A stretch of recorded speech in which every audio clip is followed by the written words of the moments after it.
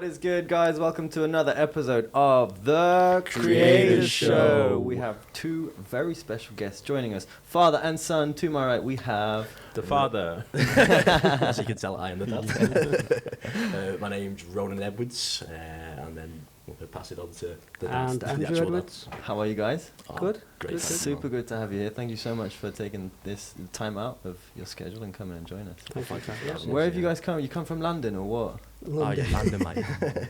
Just outside of Liverpool, Just small outside. town called Widnes, right? Yeah. Yeah, Nice. Witness. And in front of me we have the one, the only, the mighty Master Sri Akash. Namaste, everybody. Namaste. We will find the translations and find the way. Yeah, we'll try and get some subtitles, some Scouse subtitles. Yeah. Yeah. So, yeah, you probably will find some Scouse subtitles. You probably need it. Do they exist? Is that a thing? think- Have you heard of a YouTube guy called Korean Billy?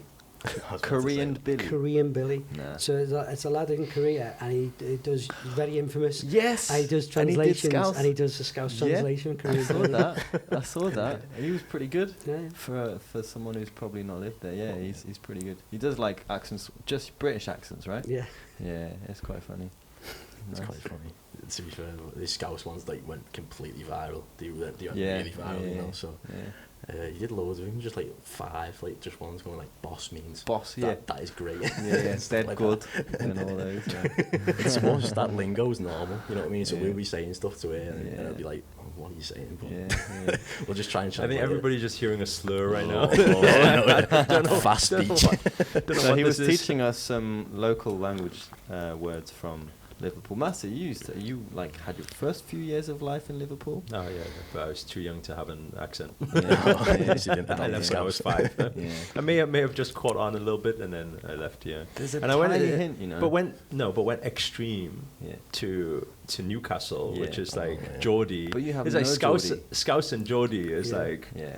two extremes. Yeah, Right? yeah. Together, yeah. The two strongest accents in the whole of UK. Do you reckon? I reckon. Geordie and Scouse. I think it You is, know, yeah. you can Brum- still Brummie's not- understand not it a as little strong. bit. It's a Yeah. little bit whiny, but like, That's a weird like Scouse, because I moved to Liverpool when I went to uni. Yeah.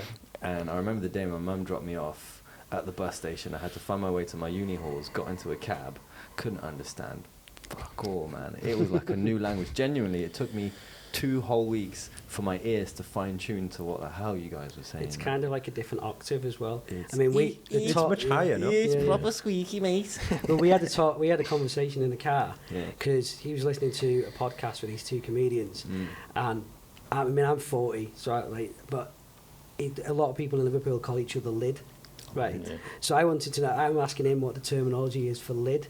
So he's trying to tell me that lid is what is it? It's like lad and kid put together. So you know, For real? Yeah. This is how unreal a Scouse like sort of lingo gets. It's like we used to say it in school. So we'd basically like be like, oh, you know, if someone like tries to show off, they're like, oh, I've done this the other day, and you're like, oh, right, good on your lid. But like sort of the way we say it is like sarcastic, going like, nah. You know what I mean? Like trying to take the mick It's a not bit, all but that like. yeah. So you sort of saying, "Oh, lid," but Lid. it's like it's a really weird one to try and explain. But Yeah, you you guys know are when you very- just adopt the lingo, Yeah. you just say it anyway. You guys are very creative with language. It's a Yeah, mix of so many different languages, isn't it? I think I always see Scousers when they sing. They're very good singing. Yeah. Yeah. Do you find that? Yeah. Is it because they speak in high pitch all the time? Probably. He's going to ask us to break into song now, isn't it? I've got my We do guitar. the 1, chorus. 2, 3, go. And no wonder the Beatles made it work. So you guys can sing. He can, you know, he's I actually reckon. quite good. You know? He's got a saxophone Give us a and line. everything. No, it's a compliment. Is it all the Frank Sinatra stuff? I Or have what? Put it on the spot. feeling. I put us on the spot. I think it's a confidence thing. Once I've gone through Master Your Voice, I think Ah, confidence, then yeah, is that you it? can Yeah. invite me back on stage. Okay. You're all right, to be fair. Yeah. Considering it's like he's not a professional singer, and that's not a diss. It's quite it's good. I'm a shower singer. Yeah, it's Oh, just right, shower yeah, singer, yeah, shower yeah. singer. Yeah. Just make sure you wear clothes. That's all. Yeah, yeah. Yeah. You would In the really don't shower? like that. You went no, close if in the he's shower. singing, you guys don't. Right? The whole thing about naked Naked Nico. Nico is naked everywhere apart from But the shower. shower. In the shower, he wears clothes. You Does gotta he wear your wear clothes. Right? How else do you clean your clothes? Stay safe. Wear your mask. Oh, Have that suit on. Did you see that? The Borat thing, wear a mask? Oh, yeah. Did you see? And he's got a maskini. maskini. Man. Oh, yeah. This guy's got balls. Oh, I love that. Have you seen it? The new one? Yeah, the bar. I think we were talking about it in the last show. Yeah, it is out there, man. It is. Was it like new this year or something? Yeah, it came out Yeah. recently. this Straight year. to Amazon. Oh, It's too far. It is. Is it? It's way too far. it's really, But that makes it yeah. funny. You know what I mean? It's like Yeah. I think he. In fact, we watched it in the hotel last time we were here for Yeah. FLA, wasn't it? Yeah, We for real, FLA, yeah. it was good. I think he. Have you ever heard of Hiyoko Empaths? You know, like the sort of when he sort of talk about people who like are jesters and they always take the mick. They like push the boundaries to see if people can be serious. He's very much that, you know, Sacha Oh, Baron he goes Cohen. way beyond He the boundaries. pushes There's, the there's a boundaries. line, and then you draw a line in the sand, and he goes Beyond way the beyond. line. He just prods people. See what you can get away. Yeah, he's just But at the same time, like there's a lot of. But he's really smart. He's really Yeah, smart very because clever guy. he's most bringing intelligent. Yeah, and he's bringing to the forefront issues that need to be kind of leveled out by just going way extreme, bringing it way more to the. I think if anything, he's leveraging that persona. I'm Yeah. going a bit deep here, Yeah. but he's leveraging that persona of the Ali G. Obviously, I'm showing the age the Ali G, and then obviously Sacha Baron Cohen. But if you see him speak intellectually and like off camera, he's a completely. He's an different Oxbridge person. graduate. Yeah, I can't remember if it was law or something like that. very He's, clever guy. Very very- clever guy, and I think he's yeah. just using that platform to get his message across. For sure. And he's done all But, of this but on these his people own. are smart, isn't it? Yeah. Extremely smart. I mean, because you would expect them to be more civilized because of their education and everything, but they know how to get in front of people. Yeah, for sure. I think Russell Brand is a little bit like that as well. Yeah, Russell Yeah. Brand. Like, he's really, really smart. Long hair And guy. then he's all over the place in Yeah. public, Oh, yeah. isn't it, to get the message out there. He's one a bit more very spiritual. He's gone very spiritual now. Completely, yeah. Stuff. Transcendental meditation. Yeah. He's got his own podcast show now. It's very interesting Yeah, podcast as well. to yeah, be he's fair. good. He's good. Yeah. I just didn't expect that from him, but I think, I remember you talk. I think you said it on I created a show actually, and you talk about empowering addictions and disempowering addictions, and I think he's definitely swapped them. Do you know what I mean? He swapped For it sure. like from just being so out there wanting attention to just being like, Oh, I'll just get he the was a attention. massive heroin addict and sex Yeah, addict. yeah. He was Flipped it around with meditation, transcendental exactly. meditation. Just shows what the power of that though as well at the same time. Do you know what I mean? So I think it's a good thing that he's promoting it as well. Promote that message. He's gone. I guess. I mean, I don't know what it's like to live a life like he has, of a severe drug addiction. But you must go through so much that you learn a lot. It's a fast track into learning about yourself and insight into really tough situations which most people probably wouldn't have to experience. So that wisdom that he's pulled out and then merged that with transcendental meditation, I think he's earned the right to. There's a lot of wisdom he's definitely leveled up. there. Yeah. And he's like, And yeah. sorry. Sorry, no, he has. He's definitely leveled up. Like from he doesn't even do any sort of comedian type stuff now, Not does he? anymore, He's no. gone really, really serious. And Yeah. I seen a thing that he done with Deepak Chopra and stuff, and he has like carved that thing where he's hit rock bottom and he's bounced back, and that I think a lot of people can relate to that. Because he used to be comedian, actor, Yeah, drug addict, professional. Famous drug addict. Yeah. But talking about hitting rock bottom, what about your story then? as soon as he said that, I knew that was coming in. Yeah, I Hitting mean, rock bottom. What is it? I think my story, I could kind of relate to yours when you were telling me about the shipping deals, and I've heard that a few times now, and I can relate, obviously not numbers wise, but I did get really, really good and really, really creative very, very quickly in a very competitive niche, in the gambling niche, the worldwide niche. So I used to be a poker player. Oh, wow. So I can card count, I can read numbers. Oh wow. A bit like what's that? What's that? Ray Was that Mo- movie 21? Is it? Yeah, 21. Is it poker. accurate? Yeah, Yeah? It's, I mean, obviously it's Hollywood. It's done for Hollywood, Yeah, it's isn't it? And it's glorified, isn't over it? elaborated. But yeah, so I started learning about psychology, reading books on FBI interrogation and stuff to learn about tells and how if people's eyes go up to one and to the left and things like that. So I used to play online and I used to do with betting patterns, and then I became what's called a prop player for Betfred. So he was based in Warrington, but then I used to play like just pub league, and then we used to go to like the Grosvenor casinos in the UK. I went to Vegas a few times with a couple of lads, and we'd play poker solid for 2 weeks out in Vegas. So you're like professional poker player? No, I was never at that. I was never at that level. To me, it was just a hobby. I treated it like a job. Right. So I had a full-time job, but then this was pocket money. but I got really good at making money online through poker. But your pocket money would have been more than your job then? Yeah. So it got to a stage where I was making around about $2,000-3,000 a month playing poker part-time, and I was making about 12 to 15 grand a year as a financial analyst for a well-known retailer, which people who know me, I won't say, right? But yeah, so I was doing that, but it was one of these where if you was good at your job, you never got promoted. So if I was good at selling on the phones, PPI and stuff like that. So I just stayed there, and that was a way to get rich quick on the internet, top up my wages.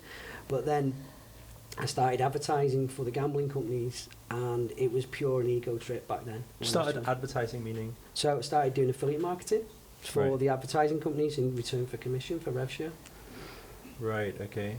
So that then sent me down that garden path of advertising for gambling companies, and I was working off a laptop, and it got to a stage back in about 2010 where I was making around about £10,000 or £12,000 a month working just advertising off a laptop for a website, but then I was making about 15 grand a year, and You're making around about 15 grand a year I was making. Right, okay. And I was making about £8,000 to £10,000 a month as an affiliate. Oh, right. What happened is it was more of a psychological barrier. I couldn't leave the day job, the 9 to 5, through fear of this not being guaranteed income.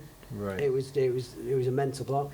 And then I remember getting passed up for promotion. It was something like 30p an hour pay rise. And I'll tell you the story because it is quite funny. I used to tell it, but I just lost my shit. Basically, when he screwed me over on like 30p an hour pay rise, and I basically just, I remember if I look back now, it was an ego thing, but I remember saying something underneath my voice to somebody, going, I don't even know why I'm here. And then someone piped up, what are you doing here then? And that was the trigger. Yeah. And I went, I don't know. Do you know what? I'm going. Yeah.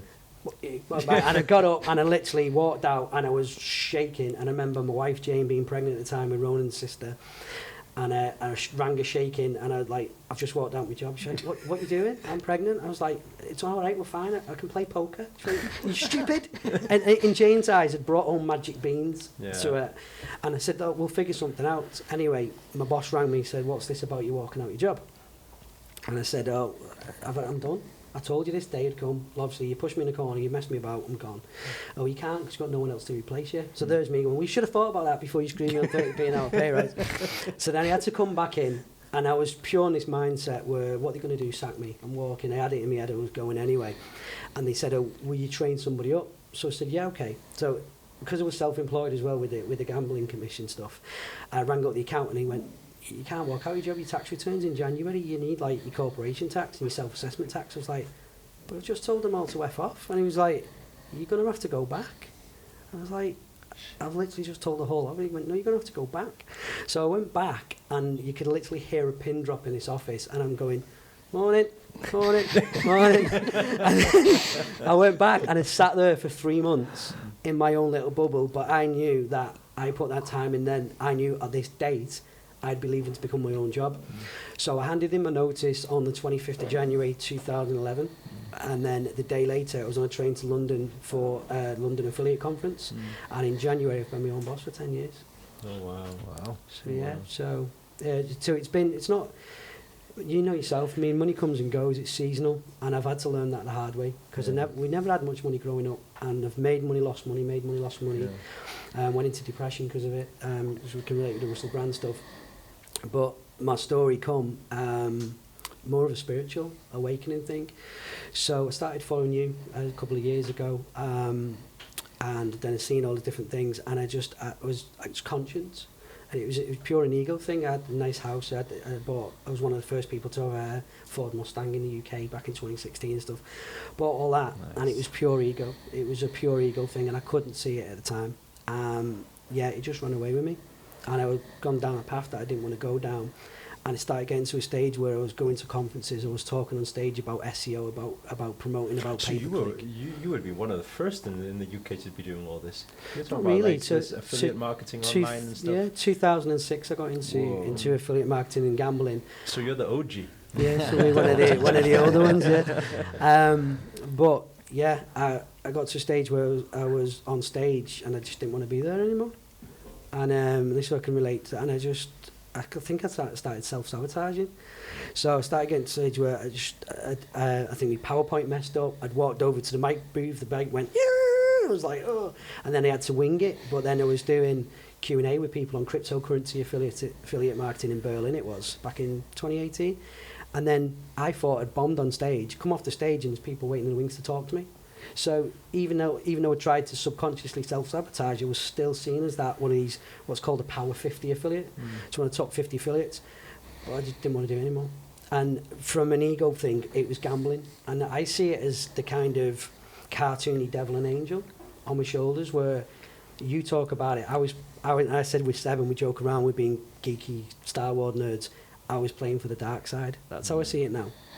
And all the advertising, all the marketing, all the website design, e-commerce, everything like that, I've got these gifts now that I can take and do for good. So that's how it's doing. So what do you mean the dark side? I mean, you were doing it with. To me, there's this grey area persona around gambling. Obviously, it's taxed and make a lot of money through gambling, and it's just like drug addiction that we're talking, like with Russell Brand and stuff. I had an emotional detachment to that. As a poker player, I could relate, because you have to have some of that gambling element in you anyway. But like, I was advertising gambling. You could sugarcoat it all you want, but I just said I was doing marketing. Got it. I mean, my mum will probably. So there was a listening. part of your conscience which was it not was sitting all, well. Yeah, but the money was too good, and I went into the light. Like, don't look at the lights. I got fed into that industry, and I found it near impossible to get out. But I remember with my mum as well. Like, I sponsored a rugby team in my hometown with one of the casino brands, and that was a big thing. They were calling me like the witness wolf because of the cryptocurrency and stuff, and that was a really good thing, and I was proud of that. And it's because my stepdad was a rugby fan, and growing up we didn't have that relation with my stepdad. We kind of just loggerheads. And as when I was 20 when Rona was born, and I seen got a lot of admiration for him now, so that was kind of a payback for him. I said, got your box? He was like, what do you mean? Got your box? You know, a rugby thing. It was kind of that thing with him, but it just all fell apart. It got to the stage where I was holding on to that for the money, but it wasn't what I wanted to do anymore. So what was this part, what we hear about the close to bankruptcy or this type of thing? So that happened. So I built a website, and it's still running now. I built a website called mummiesbingo.com, and I sold it to some venture capitalists. So on paper I sold it for 650 grand. I built it, it cost me about $5,000 to build. Spent about £500 a month in marketing. Got it to a stage where two venture capitalists wanted it. I sold it in the end. I got about 400,000 for it, 480,000. Never had that type of money. Like, financially, people tell me to put it into bricks and mortar, so I put it into this forever house. So my house is worth like 590 grand for where we live. It's a stupid amount of money, but it's my forever home. I keep saying that's for my wife, my kids. I'd worked 10 years to get that home. I know it's ego, I know it's materialistic, but that's what I wanted. Home, nice car, done. Right, that was it. And I didn't want to do it anymore. I knew I had to sell these sites. I just needed gone. I just didn't know what I wanted to do. I had that kind of calling where I always knew I was destined for bigger, better things, kind of a Supermanish type thing, but I just didn't know what that was. I thought it was speaking on stage and teaching people about SEO. It is, but not about that product. It's about other products. It's about Jabaria's stuff we're working on with Seb. It's about my e-commerce. It's about everything else. I mean, I could sell toilet roll, I could sell pens, I could sell anything. I just got fixated with the gambling, and Josh just got bought into a hook, line, and sinker. It is an addiction in itself. Anyway, this deal that I'd done when I sold the site, I threw all the money into the house, and then we had a bill on the back of it. Accountants at the time said, don't worry about it, you've got 12 months to pay self-assessment, business is good, you've invested into this, you've put 100 grand into this, 100 grand into that. Long story short, the 100 grand deal fell through and made about 6 grand back on it. Business started tanking because I'd sold my cash cow, so the other sites that I had wasn't bringing enough revenue. Long story short, I didn't have the money when it come round to pay the self-assessment. I had staff, we had overheads, and I had to let staff go and all that, and it's just followed me for years. As I've paid money off, the interest and penalties have added on, a bit like when you talk about your shipping containers. So then in, I think it was about October of last year, I started getting the threatening letters, I started getting the red letters, I started getting things, we're going to take your house, we're going to do this, because I didn't have the money, didn't have the money, we were struggling. new accountants were saying just fold the business, but because I'm the majority shareholder and I had a lot of money in the business and a guarantor, it would still follow me. So I said, well, no, I don't want to do that, because if I go bankrupt, I can't run another business. I have to go and get a job. I'm my own boss for a reason. I've been my own boss. So it was all that type of thing in it. And then we just, I took a second mortgage out on the house. That helped for a bit. And then it just kept going downhill because we just didn't know what to do. And then it come to a head in January where they were forcing me to sell a house to release their equity to pay their money. And it was literally, they would see me on the street with the wife and kids as long as they got the money that I owed to them. So we were, like I say, I talked about story at FLA, we were manifesting a miracle, and that's when you come up on a Facebook ad for manifesting miracles. And then this journey has just been a whirlwind ever since, but we've turned it around. I've come to an agreement where we're paying some off. I've got my credit rating back up to about like 999 out of 999, which is good. And we've got business coming in now, which is keeping the lights on, it's keeping me enrolling in a wage, and it's giving us some money to pay the debts. So now I'm looking at remortgaging my house to clear the rest of the remaining debt. And then we've got other business and It's other ideas really, really strong story, and I can relate to pretty much Sure. every part of the story. Yeah, every part of it. When I first stepped out of restaurant business, it was because of a similar, well, not that it was dark side, but that I just had no passion in it whatsoever, and I didn't even know why I was doing it. It was just like seemed like the only thing I could do, and that was my cash cow. And I got that calling just to say, okay, I'm selling it. And it's funny when sometimes you sell things. When I sold one of the restaurants, I probably brought in about 200K for it or something like that. But it's funny, you have a feeling, at that time I thought 200K, okay, whoa, that's good. When you're in business, it disappears very quickly. Yeah. Like, because I got into the speaker industry, trying to make it as a speaker industry. One event plus some marketing is already 50K. I dropped 3 events down. I'm 150K. I'm left with 50K in my account. And I'm looking at the thing and saying, this didn't used to happen in restaurant business. The cash used to just flow in every day. It's a cash business, right? And so it's a scary moment when that happens. And then sometimes you question, oh, did I do the wrong thing? I killed the cash cow, right? Yeah. But I think that, a lot of the things that I shared today from stage is saying that with new order always comes chaos. It will always be the case for everybody. When you've never done something before, you don't know how, you got to learn the ropes, and it takes some time. And especially when you've been doing something a long time, and that's been the consistency, and it takes courage to be able to do that. Some people who like to transition slowly. Okay, well, let me figure the new part out, settle all of that, make sure it's all like safe, and then I'll let the last one go. It's a possibility, but I always say to people, it's a much longer journey for that to happen, because your focus is not totally on the new thing. Now, when there's no choice, you find a way to make it happen, right? Yeah. Because it's like you burn the boats. It's like, I got to take the island. I got to figure out how I'm going to deal with that thing. And so I can relate to every part of what you're saying.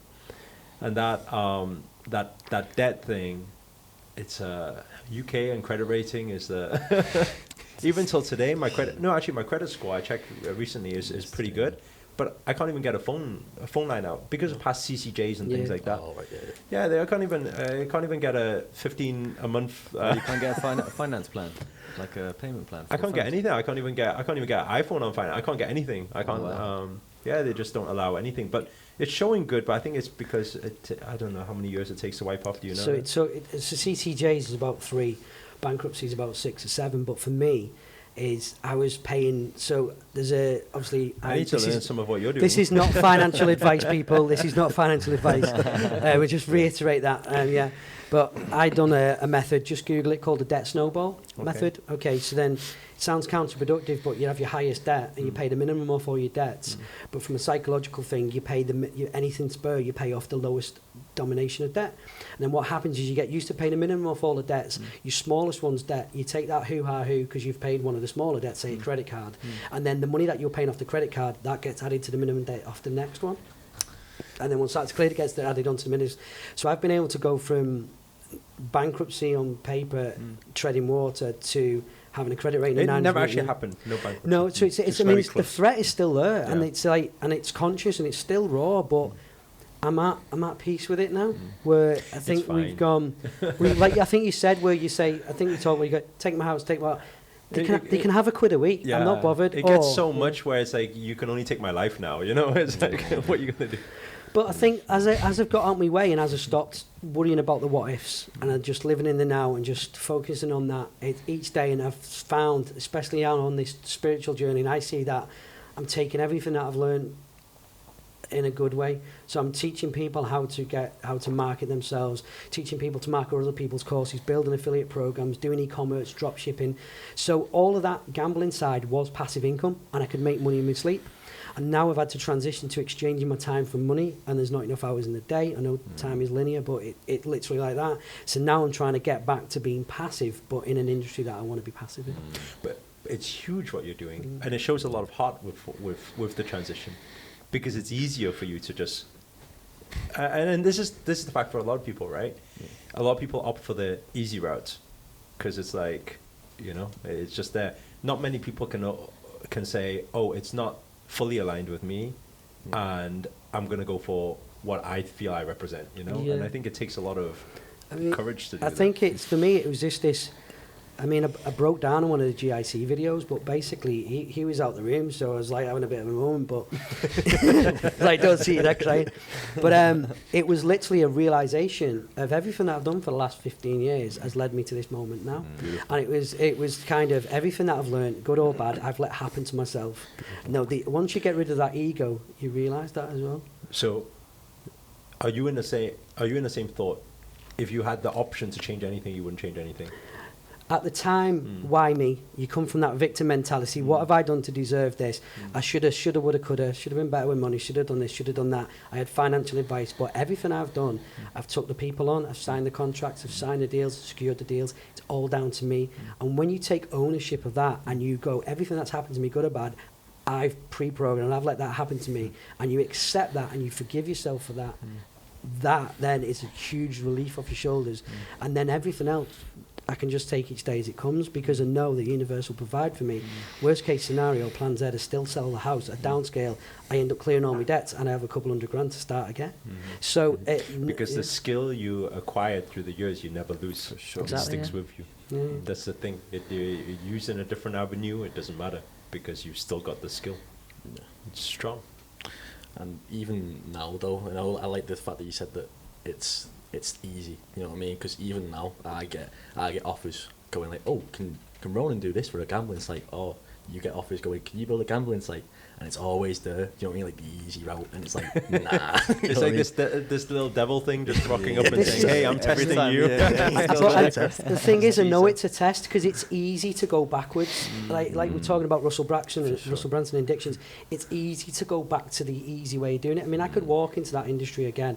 I've still got kind of connections in there, but for me, it's not what I want to do anymore. I've outgrown that. I'm ready. I'm leveled up. I'm ready to do stuff and teach people and lead by example.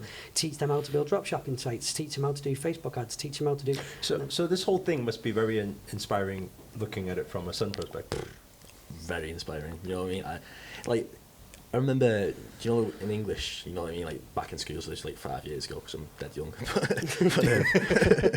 How old are you, just out of interest? 20. Yeah, whoa. So I'm not too young, but you know, not too young, not too young, just on the edge. But, going into midlife now. Yeah, midlife crisis starts next year. But I remember sort of doing a big speaking exam and just sort of saying like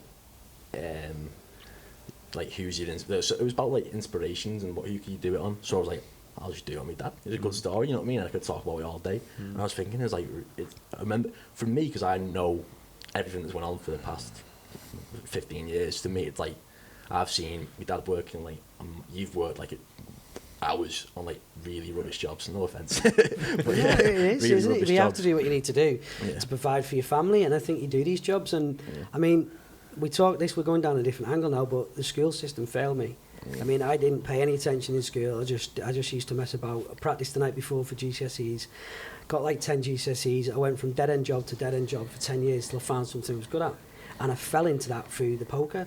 And then I learned about affiliate marketing, about building websites, about doing... And then it just naturally progressed. And I mean, I was playing in the big leagues and I was blagging it. I was faking it till you're making it. This is the whole point of manifesting stuff. Yeah.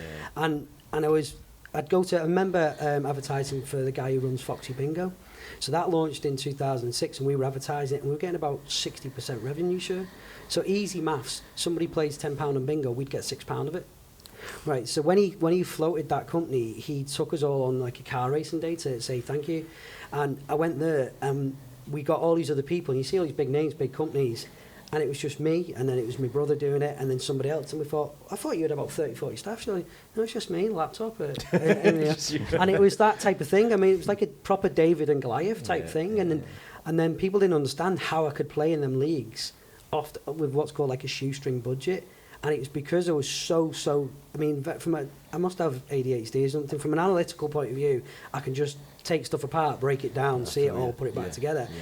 And I could reverse engineer what they were doing and do it better than them for a fraction of the cost. Yeah. So then I started doing it as what's called an SEO ninja, but I started doing it under NDA for people, on the quiet, like working for big companies doing that. But it's still not what I want to do. I want to be able to help someone to help themselves. I want to be able to lead by example and go, look, I've been through the mill, I've been here, I've done that, but everything that I've done, good or bad, has helped me get to this position so I can help serve you at the highest level. And I think it's good that he's come through that transition, and the growth I've seen in him from manifesting miracles, from this kind of quiet, shy, reserved boy to second day coming out his shell. Hi, I'm Ronan. To now dancing on stage. Yeah. To be the proper dancer, with his dance moves. See, he doesn't even get up and dancing on stage, so you know what I mean. I've got something. So you dropped out of.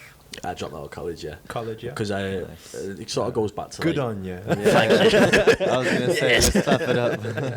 Yeah, I remember I just didn't like it, and I remember for me all the way through school I was like, I'm not going to uni because there's nothing that will teach me. What were you studying? Just out of curiosity. I was like film studies, media, English language and business.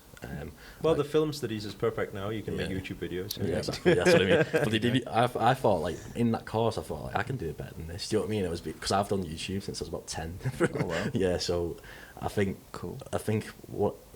especially with this story, I think I always see my dad going from, like, when I was young, not having loads of money, always being, you know what I mean? You'd always treat me, like, you'd always give me everything I needed, and I always had everything I needed, but I always seen you struggling. So going from that to, like, seeing you, like, just doing everything you wanted to do was like insane for me. And everyone in school would be going like, oh, you're going to uni, so what uni are you going to? And I'd just be like, nope, I'll start my own business. That was always in my head. I'm like, no, I'm not doing it. And teachers would be like to me going like, why don't you just want to try go to uni or just like apply for it? And I'd be like, no, I'm not doing it. So the end, and even in college, I dropped out of college in the second year. I passed my first year and I just couldn't be bothered doing the second year. Because I just didn't like it. I was just basically skipping lessons. So you lasted as long as I did. Yeah, pretty much. Pretty much. Was it 1 year for you? Yeah. Same. Yeah. And I wasn't really in. No. Yeah, like you, I was skipping lessons and just not telling me mum. So, I mean, I'm sure she's proud of me now. But I remember I just was dead down in college as well, because I was just like, I was working on the Monday, the only day I had free, I was working with my dad because I did work experience on and off since I was like 12. HMRC or any company, you didn't hear that. But I was basically doing that since about 12, and I preferred it than college. And I remember being in college and just thinking like, the first term back I was proper trying dead hard, and I was just like, what, I can put this effort into something a lot more and get something else off it. And I remember just sort of talking to me mum, and my mum was like, my mum comes from like a very similar thing where she's like, no, you've got to be secure, you've got to have the qualifications to put into that. And I was just like, I don't need him. It's only, I've got good GCSEs. I've never used them. You know what I mean? It's like, right. I just never seen a point in it. And I remember just sort of talking to my mum. She's like, no, you're staying in. And I was like, sound. But I remember just being really down because it was like, I don't know why. It just felt very similar to like how you did with maybe the restaurant industry, or obviously you can relate with college and stuff. And I just was like, what's the point in me even being in here? So I ended up talking to my dad, and I weren't expecting a job because I felt this was when you had loads of staff and everything. I was like, I weren't expecting anything because I didn't want to be like, oh, I'm the boss's son, you know, you're like walking around being that hard, because I never wanted to be like that, you know what I mean? And basically my mum weren't having anything, but I ended up talking to my nan, and my nan seeing me, and she looked at my face and she went, no, you're leaving. Because she was just dead down. I was like, just don't like it anymore. I just didn't know what was up. So now your focus is, are you guys working on the same business, or are you Yeah. working on, yeah? So working on the same business. My eventual plan is to have this set up and then go into like marketing for music. So that's Marketing for? music. Okay, real? that's music to his ears. Yeah. So Perfect. no, so I want to try to teach people how they can market themselves, because I know, look, I do DJing on the side, and I know I'm producing and stuff. You do so, DJing on the side? Yeah, yeah. Ah, Kaina needs some lessons. If you want some lessons, Kaina, For book real, them in. man. Bring in your kid now and then do some lessons. Produce as well. Yeah, so I've just learned producing like a year ago. I studied at You're like, in Ableton. I'm just transitioning over to that now. So it's more FL Studio at the moment. Nice. But I'm going on to Ableton. So good, And man. I basically want to take what you taught me, and as well as showing people how to make a passive income, show them how to make a passive income while doing a passion as well at the same time. But at the moment, my main focus is on showing people how to make money. I'm getting worried then. I'm thinking I'm going to have to advertise for someone. I'm thinking, I'm only finding out about this now, but No, but like, Come in somehow.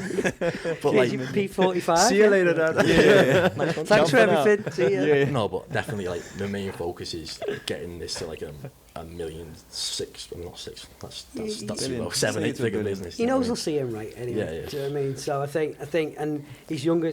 Like say his brother as well, Finley. He'll probably be watching. He's 8. I mean? Yeah, yeah. Finley Nice. sees that. Oh, Ronan works for me, Dad. Why can't I? And He's wanted to quit. There you go. He, no, He's wanted to quit. Master, he doesn't even want to go to high school. He thinks that he thinks when he finishes junior school, he doesn't have to go to high school, and he can come and work for me at 11, and he can buy a Bugatti Veyron and stuff like all these YouTubers. So he Nice. sees that, and he wants to be a YouTuber. But That's say so like good. Ronan's been doing YouTube since he was about 10, where he used to Yeah. do Club Penguin videos and everything. So when he used to start working for me, he used to do video tutorials and video reviews and stuff for people.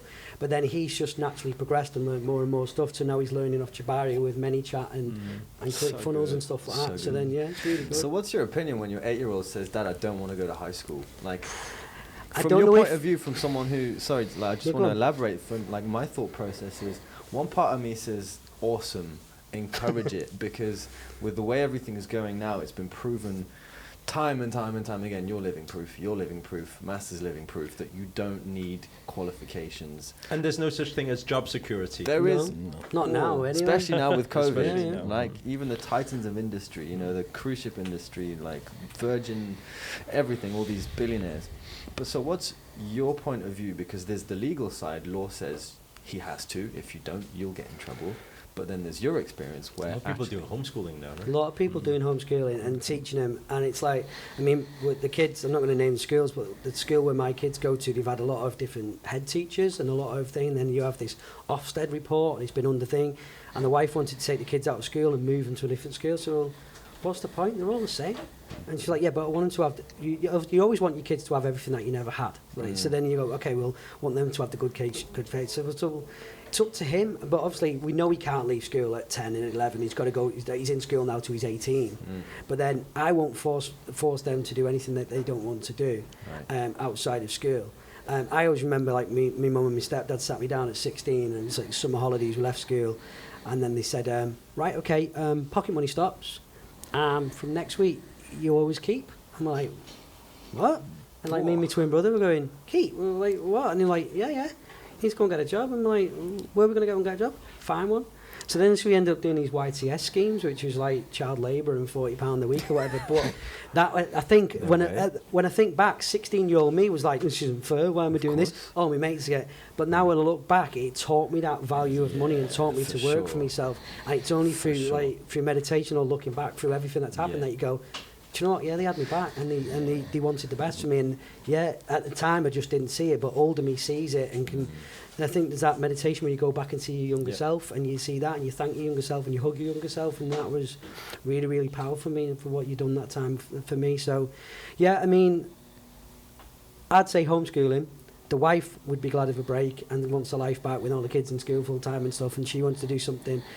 If he decides to leave at 18, then there's a job for him here with us, whatever that will be doing.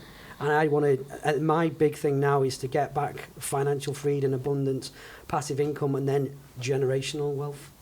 So when I'm no longer here, then the thing, the kids have got stuff as well. That's my plan. What are your thoughts on that when you say generational wealth? Is it good? I don't know, You see, because yeah, we're going back to so the the kids, school. they grow up, Yeah. they'll have a house, they'll have this, they'll have that. Is that good? No, I don't know now, because now you've put it in that context. We got this analogy in there where people are born with a silver spoon in the mouth, and they've got given it on a silver platter, where the likes of us have had to earn it. I don't know. I kind of want them to do both, but I want that to be a safety net. I want them to be like, I don't know, like Is that good? Safety net. I grew up with safety net. Did you? And it wasn't any good at all. I'm having to pay Maybe for I it need now. to rethink. I think it's, yeah, but I mean, to be fair, I think it's individual. It really is individual. Yeah, I guess. I mean, it's just like me and my siblings. We all grew up same environment, all total different outcomes. Some is lazy, some is hardworking. It's like that, you know. But I think it's a tough one, because especially what I've observed through this time is the ones that we've given more safety net to, they just don't seem to be capable. We've They not don't. got the They life don't skills, have the they? drive. Yeah. Their shit isn't They don't have big the enough. motivation. Sorry, man, I keep talking. Yeah, they don't have the motivation, and yeah, it's. Yeah. I see it as a struggle, and I think it's been a constant battle actually between me and my dad, actually, because obviously my dad was taking on the financial role for so many years, and then since he retired, then I'm taking on the financial role for the entire family as well. So, I think it's been a tough one, because it's always been I love you and I don't want to see you starve on the street. But sometimes I see it as though it's gotten too far now. It's already been done. Meaning the spoiling and giving them that comfort has already been done. You mean from you to your family now? It's already been done, to a sense where They expect it. to not just that, but to a point where even when we stop it and they are trying to make it work, they are struggling immensely, because in their mind they're already working. But when you're observing, it's like you haven't even started. I mean, you have time to play computer games every night, and you say, I'm working so stressful in the daytime. I'm like, you shouldn't even have the time at the evening. You get what I'm saying? So that part itself, you're observing and you're saying, wait there a second, but we created that. Yeah. And at the same time, you see them complaining through the day and thinking, oh, life's a struggle. And you can't talk sense to it at that moment. And you're like, so was it the right thing or not, you know? Nobody had to pay for any rent through all the way. Now, even my siblings are all in their 30s now, you know? So Still no rent. Still well, no paying. just now, it's just starting, you know? So it's Wow. for us, it's always been a question mark, that thing. Yeah. Yeah, no, I mean, yeah, you've just got me thinking, reevaluating. Take it away, But yeah, no, I get it, because obviously we had to Just earn throw out. him on the yeah. street. see what happens. We had Give him to- a laptop and Wi-Fi, and then you're good. Yeah, You'd be sound fine. You'd be, laptop, it'd be like say I'll Russell find Brand the instead money. of cocaine. It'd be like, please sir, have you got Wi-Fi? Wi-Fi connection. See me in Mackey's the whole time. Just no work. Starbucks buzzing off coffee all the time. But yeah, I mean, to an extent, I 100% agree. I just want them to know that there's a lifeline. You know what I mean? But then again, if you give them that lifeline, will he be reliant on that lifeline? That's And then, what like I'm you saying. said, it was easy. Lifeline. I always remember, like, when Ronan dropped out of college, it was easy. He was just going, your dad will go and give you the job. He didn't have to go to do a job interview or find a job. He quit college on the Friday, started working with me on the Monday. And then, obviously, Finley must see that with Ronan and go, see, I'll go and get a job with me dad. So it's, I get where that's going. I mean, because you got to your knowledge and wisdom not through that. So then comes question mark. Oh, we'll change it for the next generation. Is that the thing? But Yeah. one But thing, it's tough because love is there. You Yeah, see, true. it's tough. One thing I sort of realised is that even though I had that safety blanket, I didn't want to use it. You know what I mean? But I felt like at the same time, I was like, I can do so much. And I was like, for me, I mean, I think it is down to individual as well. But I know there's maybe parts where I was like, oh, you know, it's all right because I've got my dad to rely on. But I tried not to think like that, because it was like, right, I want to make sure that I'm not, you know what I mean, not relying on anyone. I want to be independent. And then I remember when I dropped out, I was like, no, I need to focus now and do as much as possible. And when we went through all that, just, you know what I mean, trying to reevaluate the business and go through other stuff, I was like, okay, so what do we do now? And to be fair, I think maybe that pressure, because they weren't comfortable, maybe that pressure made me work even harder. So maybe... Do you know what, though? When I'm observing you, it's fine. I think it's fine. Because actually, if we flip the whole story now, I was supported by my dad. Yeah. Yeah, in the same way. Yeah, he was very supportive. But I thought differently. And I think you think differently also. But it's interesting because my dad also supported my siblings that way. But I was kind of the only one who thought Definitely. that I'm going to make it work beyond what I've been given here. Yeah, definitely. And took it on as my responsibility that... are you the eldest? I'm the eldest, yeah. About 10 years, yeah. So I'm the eldest. I took it on as my responsibility that when mum and dad get old, I'm the one who needs to return this favor now. Okay. So I have no choice but to make it work. I think I have the same mindset in that sense, especially for me, mum. I'm like, all right, I want to make sure that she has her own house. That's my first goal, buy her a house. And you know what I mean? So she doesn't then, not retire it, obviously, that sounds horrible, but just make sure she doesn't have to work at a job that she doesn't enjoy. Do you know what I mean? And I think maybe that comes in, and maybe my little brother on my mum's side will think even differently. He's just like, Ronan will sort it. You know what I mean? But I don't know. I think. But you seem a lot more sensible than I was. Do you reckon? Yeah. I think so. It seems that way. I mean, for me, to see Ronan, I always say like the apple doesn't fall far from the tree, and Ronan's an old soul. Ronan's a vet, and all the kids are an old soul. Ronan is an old soul, and he's like come along in this transition of money season that comes and goes, but he's come along in this season where it's come back because I never learnt the lesson the first time round. So now it's come back with vigour to go, right, okay, well, what's it telling me different? But he's been in the trenches with me where everything come to a head. And then I've got sometimes where I just lose it and I'm just go into my head for a second instead of the heart. I've got Ronan telling me, Dad, don't worry, just he'll be fine. And to see him on that level and to come as far as he has and the confidence, it's good because he's like a yin to my yang from a business point of view now as well. Thank you. Nice one. Nice one, lad. Yeah. Nice one, lad. But it's all been set like that by the universe. Sure. It's your teacher also. Yeah.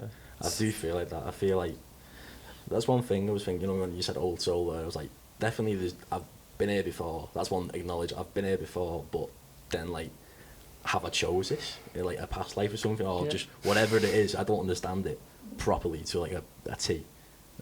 But I know that maybe I've went through this to learn something in a ego to teach other people. That's the only thing I got after it all. I was like, it's beautiful. That makes sense. Do you know what I mean? And I think every time something happens or a challenge happens, I don't react as much now. Do you know what I mean? It's like, even if I do react, I catch myself. I'm like, remember, you know what I mean? It's remember. I just like sort of slapping myself, going, come on, we all know that it's not just, you're not just going to lie there and everything happens for you. You know what I mean? And I think sometimes even the challenges push you a lot more to get a lot more done. Very true. I think that's why I'm very thankful for challenges, and they keep on coming. So I'm like, something good must be happening. And He's playing the game well. Yeah, That's good. I've prestige 3 times. Very strong, lid. Yeah. There we go. It's going to be a new thing now. All right, lid. No more dish, lid. Very good. Beautiful. Nice. Guys, I've learned so much. It was such a pleasure to have you on here. Oh, we could talk all day here. Yeah, clearly. We've got the camera guy saying, got it, man. If you guys got even a fraction of the value that I got, then do let us know. You can hit the like button and do let us know where you're tuning in from in the comment box. That's always super nice to know. And also we'll make sure to drop their links. You can follow them on social and then be inspired, learn from them. Also, we'll drop it inside the description, so make sure to give them a follow also. Nice. And you haven't already, guys, do subscribe, hit the subscribe button and the notifications button right here, and we shall see you on the next Creators Show. Namaste. Namaste.